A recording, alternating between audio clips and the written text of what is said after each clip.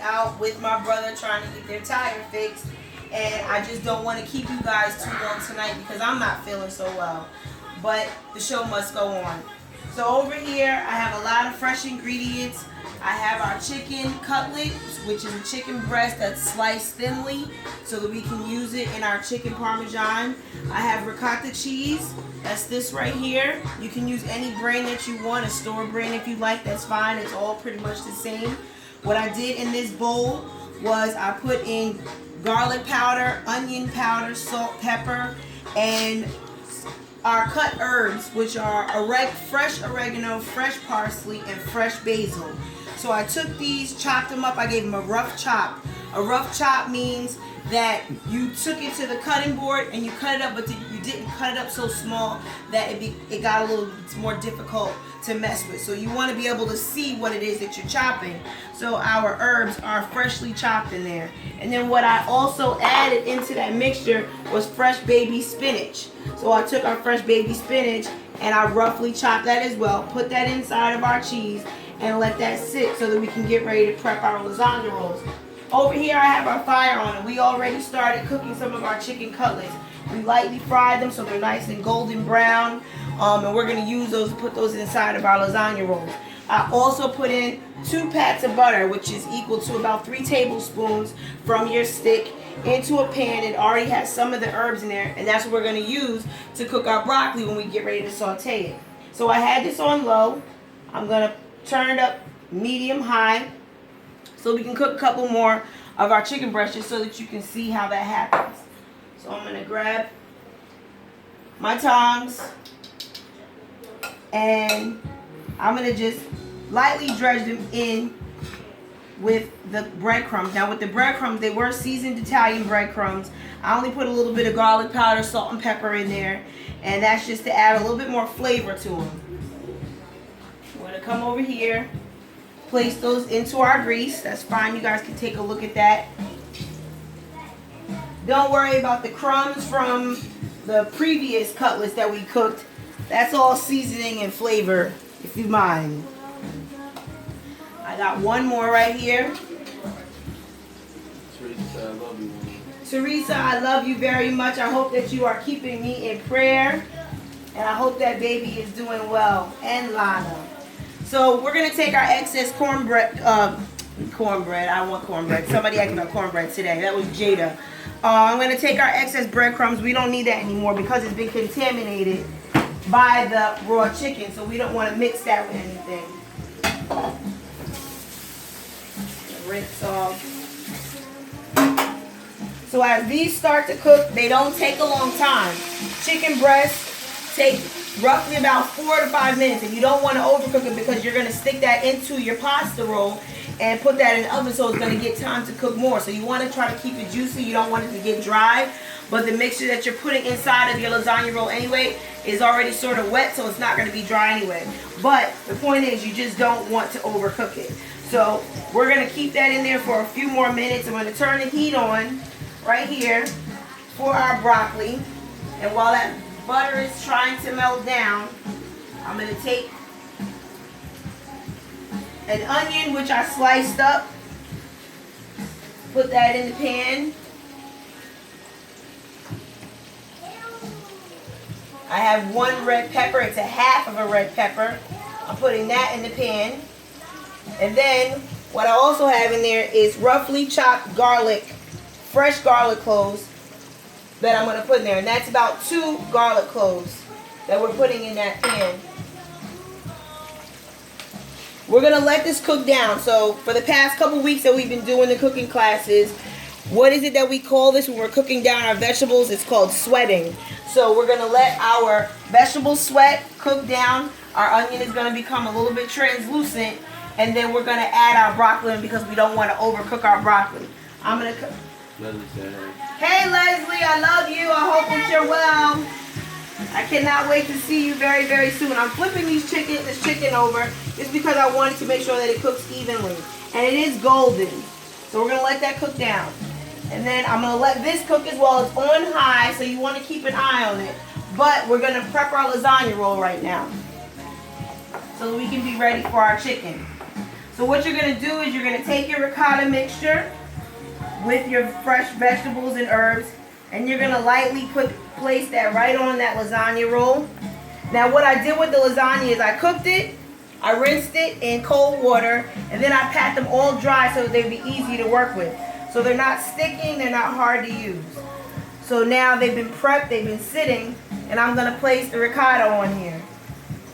They all need about one big heaping spoonful. A dollop is good enough.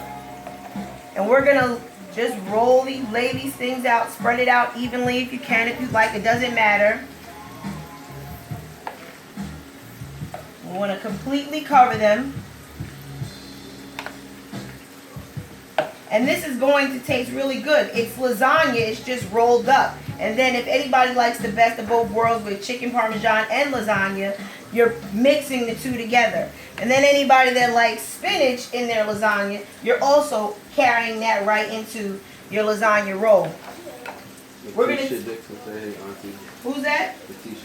Hey, what's going on all the way down there in Florida watching? I'm flipping this over again. Don't mind me. I just wanted to show you what it takes to cook it. I think it's cooking a little too slow because I like for it to cook kind of fast. So that's going to cook for a few more minutes and then I'm going to take it out. But I'm going to use the ones that I already prepared. Grab my cutting board.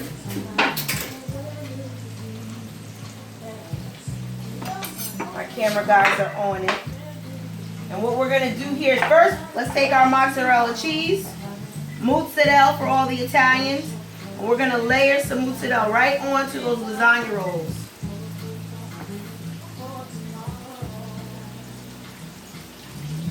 You want to kind of spread it kind of evenly. That's going to help the chicken stick and everything else stick and make it delicious.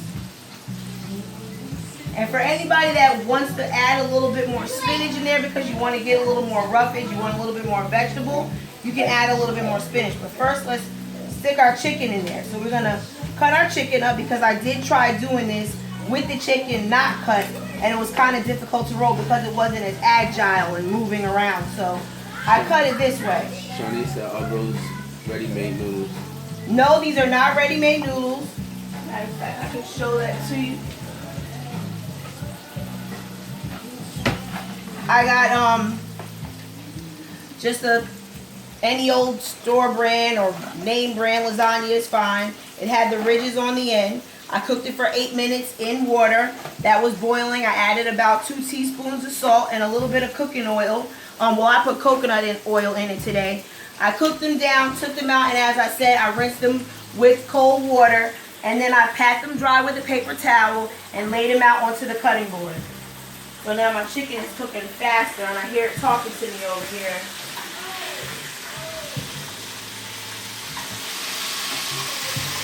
And so now we're putting our chicken right into our lasagna roll. We're going to slice all of our chicken and stick those inside of our lasagna roll. Now this is chicken parmesan stuffed lasagna, lasagna stuffed chicken parmesan. You give it whatever name you want to do, but we are mixing the best of both worlds. I love chicken parmesan. I love lasagna. I just love when I go to the Olive Garden. Matter of fact, Olive Garden right now is doing a special on a dish, which is a lasagna with chicken parmesan in it, which is funny. So why do we have to give Olive Garden our money when we can do it ourselves right at home in the comfort of our own kitchen with our loved ones? So we're going to stick all of our chicken right here. My husband just snatched a piece. And then for me, I think that it would be good to add a little bit more spinach because it adds roughage. If you want, you can also add a couple slices of fresh Roma tomatoes. But I'm going to take a couple of these spinach leaves here, and I'm going to just layer those on the chicken. And remember, the ricotta cheese already has spinach in it. I'm going to take these out. Make sure to keep in mind to watch your vegetables over here sweating. Give that a little swirl and swirl. You don't want anything to burn. And our onions are already sweating and cooking down. Some of them are sort of translucent. So what we want to do is add some of our broccoli in there, right on top. And we're going to get ready to fold those in with our vegetables. I'm going to add another tablespoon of butter, stick it right on the side so it'll melt down easy right on the pan, and drizzle in. So I'm back over here. I'm adding the spinach. Take a little bit more. I'm going to layer it right in there. And this is baby spinach, so baby spinach is not hard to cook down. When the spinach is a little rougher and a little bit more adult, it takes a little while longer to cook, but it's not going to be tough because it's sitting in the oven. So it's going to cook nice and evenly right inside that cheese, all those juices with that chicken. It's going to be absolutely delicious. So I think adding the spinach is a nice touch. You could add a little bit more cheese if you wanted it, if you wanted to. I don't think that you need to do the overkill, so I'm not going to add any more cheese. So I have a pan here. This is where our casserole dish. My casserole dish is what's going to house our rolls. And I put a little bit of sauce, whatever your favorite sauce is, whether it's Emerald, Prego, Ragu, whichever one you like. You can get that and put it in here. Me, what I would do is doctor it up. So doctoring up a sauce and making it taste good, you might want to use a little bit of sugar. If you're using it to one jar, you only need about 2 tablespoons of sugar. 1 garlic clove is nice, a little bit of butter. And if you want a more Italian, robust taste, you might want to put some form of a stock. Chicken, ham, pork, any kind of stock. A beef, a smoked turkey. You cook it down inside the olive oil with the garlic clove. Add a little bit of your fresh herbs, and then add your sauce in. Stir that in with the sugar. If you'd like to take it up a notch, add a little bit of crushed red pepper, and then put your sauce on the bottom. That's a doctored up sauce, and that tastes really good. We're not adding sauce until we finish, but you're just putting the sauce on the bottom so that your lasagna rolls don't stick. So now over here, we are rolling our lasagna rolls. And your chicken is going to be just fine because it's cut. I'm going to place our lasagna rolls right in there just like that.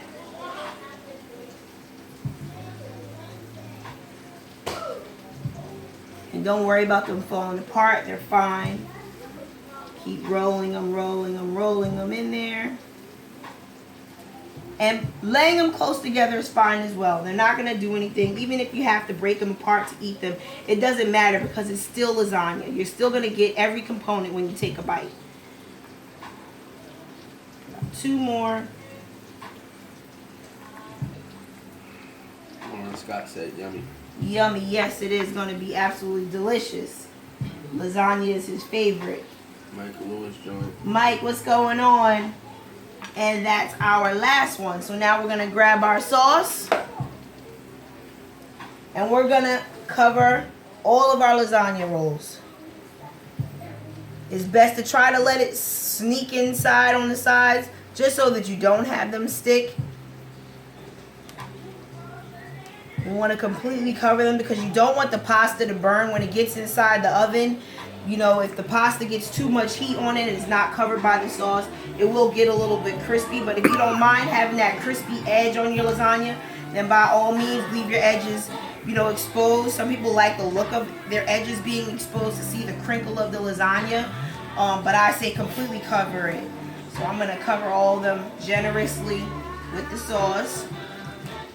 That's why it said parts, hashtag carry on. Okay, I don't know what that means. Parts. Okay. So I'm going to stick my cheese right here on top.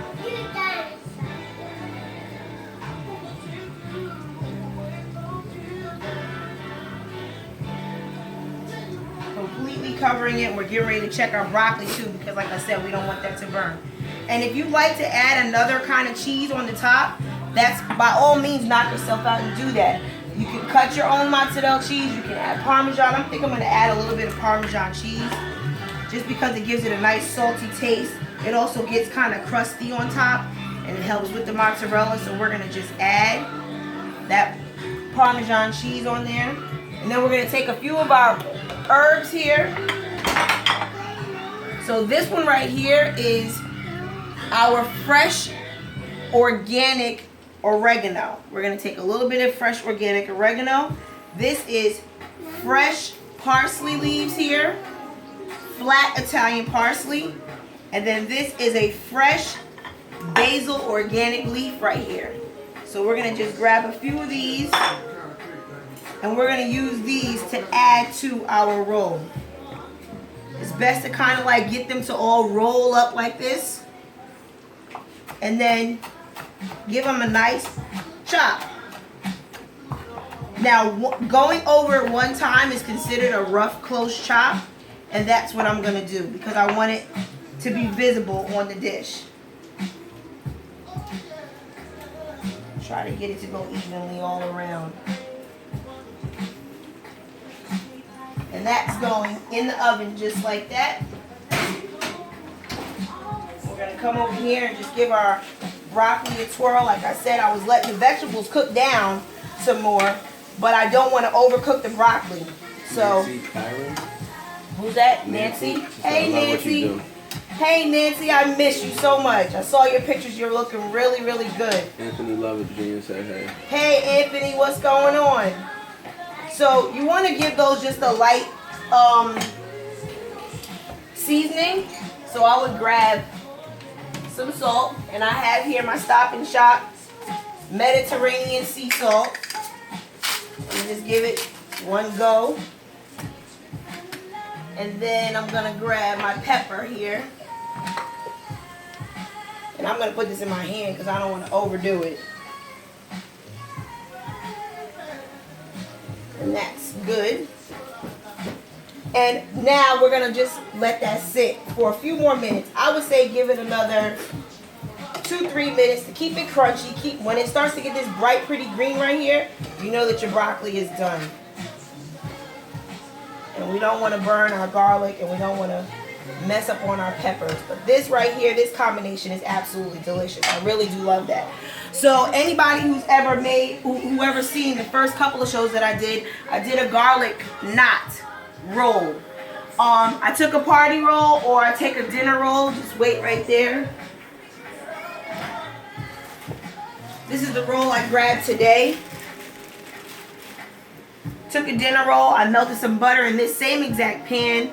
And I added our fresh herbs, which were our oregano, basil, and our parsley. I added 2 garlic cloves. I gave it a nice chop. Added a little bit of salt and pepper, and then some Parmesan cheese. And then I drizzled the melted butter onto our rolls inside of another casserole dish. And I let that cook toast in the oven for about 5 minutes. And then I added a little bit more Parmesan cheese just to melt with mozzarella. And that's going to make it a nice, delicious garlic knot. So what I have here in addition is a drink that I'm going to get together. Guys, go over there and take a look at our pretty fruits. I'll grab a wine glass because I don't know what glass is best to use. But this is a real quick drink. And you know I'm all about quick. So we're going to grab just a couple of fruits. You guys know how I do. And my brother-in-law said, let's do something tropical and delicious. So I was like, okay, what can I do that's tropical and delicious? Because I don't really drink. So what can I do that's going to taste good? I said, you know what? I'm going to make it really, really simple. Something easy for everybody to enjoy. So we put a little bit of fruit in there. And what I did here was just made a little bit of fruit juice. Nothing's, you know, you can go and pick out whatever your best fruit juice is in the store and grab that and just have it ready. And some orange juice. So I'm going to take a little bit of orange juice. And this is more like a screwdriver kind of. So a screwdriver is just vodka and orange juice. We're going to give our screwdriver a little bit of a ghetto twist. So we're going to put our vodka in, and I'm not going to make it strong. I think that's about good, right, guys? Is that good? Yeah, You it's got to alright. say more? It's alright. Okay, it's alright. Alright, and then we're going to take our juice. And doesn't that look pretty?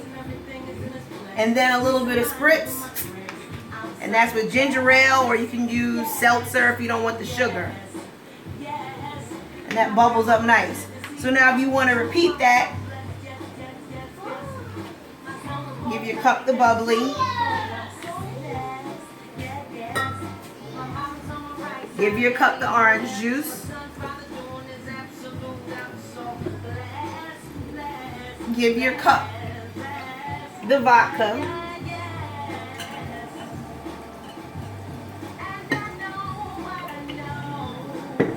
And then give your cup the juice.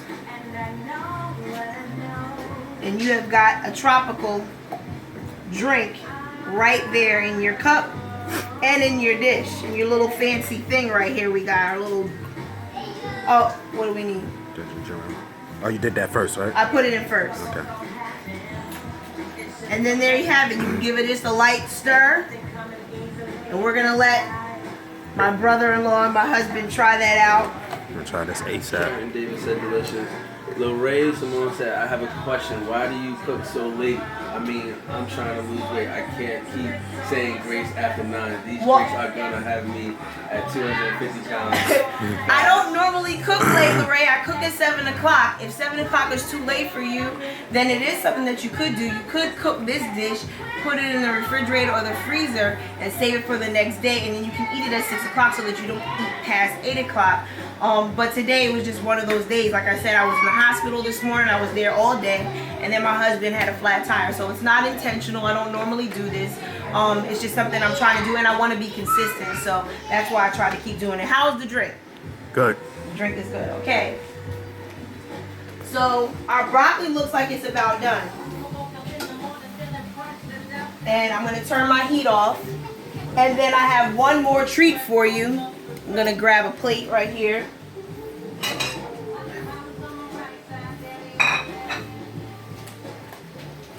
And so for Lorraine, I don't want Lorraine getting fat, so Lorraine, don't look. She said I had to blame somebody. Okay, don't blame me, Lorraine.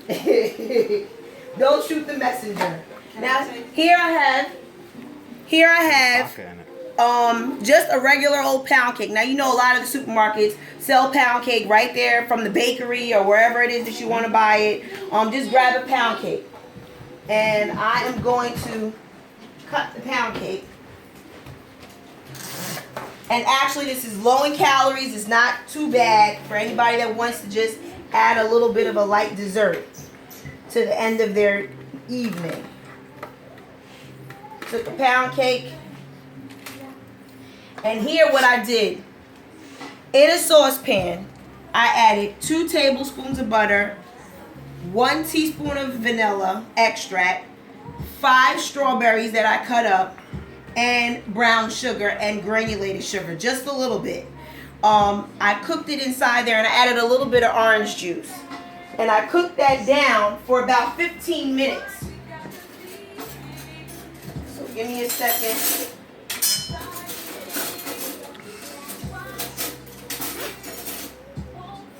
I cooked that down for about 15 minutes.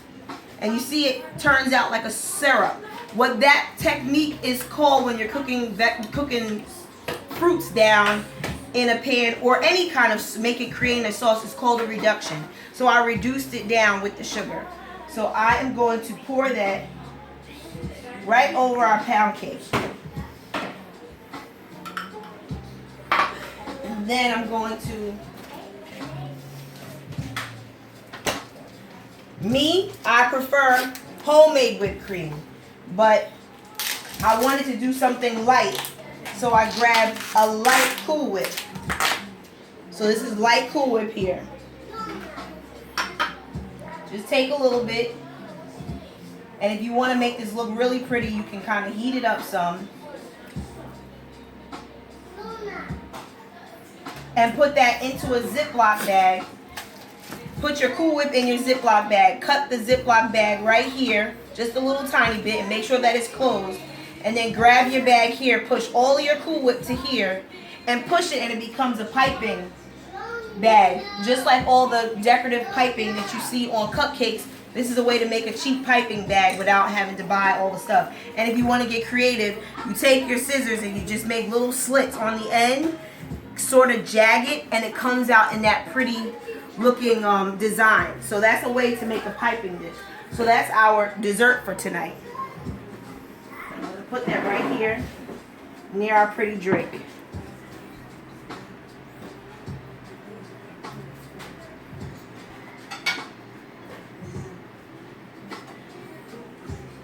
So now I'm going to add our broccoli, our sauteed broccoli,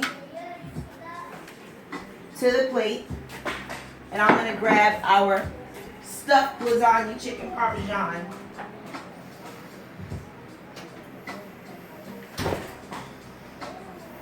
And so I didn't want anybody to wait for me. So I did what all the Food Network and Emerald Lagasse's and all do. And I prepared some earlier for you.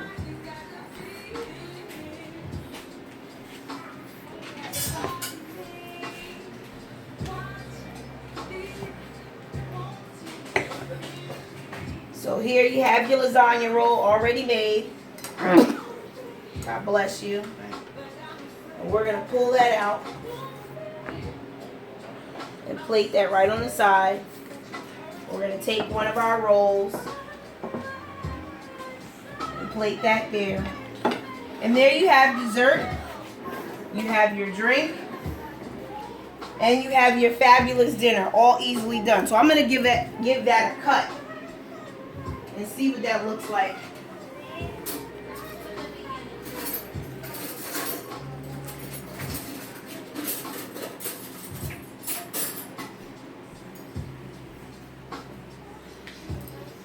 So let's take a look at our lasagna roll with our chicken parmesan inside.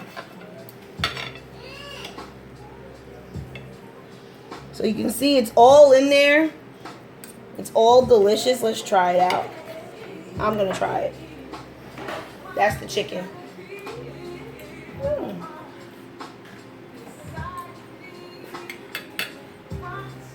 That's the bomb. That's very delicious. I'm not even fronting. That's Leah good. Coleman said, yummy. Who said that? Leah Coleman. Hey, Leah. So, Shani said I'm hungry. come get some.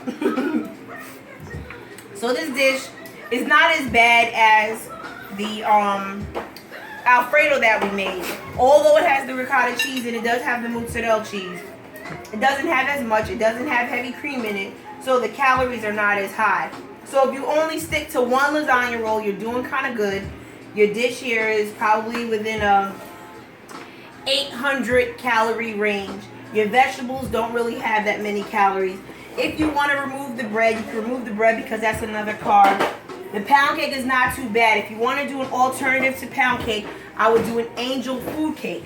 So you can go and get an angel food cake, reduce your strawberries, and add your Cool Whip, and that takes the calories down tremendously. But I was just trying to give you a fresh idea for an easy, elegant dish that doesn't take you that long.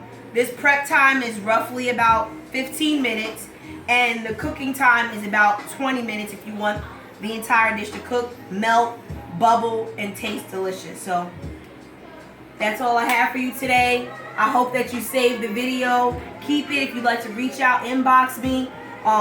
Go to my page, share it at Say Grace, all one word. It's also at Say Grace Project. Visit my Instagram page at Say_Grace NYC. And we just uploaded our new YouTube channel. So if you guys want to see us on YouTube Live, we're working on that for mine, but right now my brother-in-law is doing it. But it is there. So I hope that you guys enjoy your evening. Pray for me because I need prayer. And just know that I am going to be consistent showing you how to make elegant, delicious dishes. Have a beautiful evening, guys.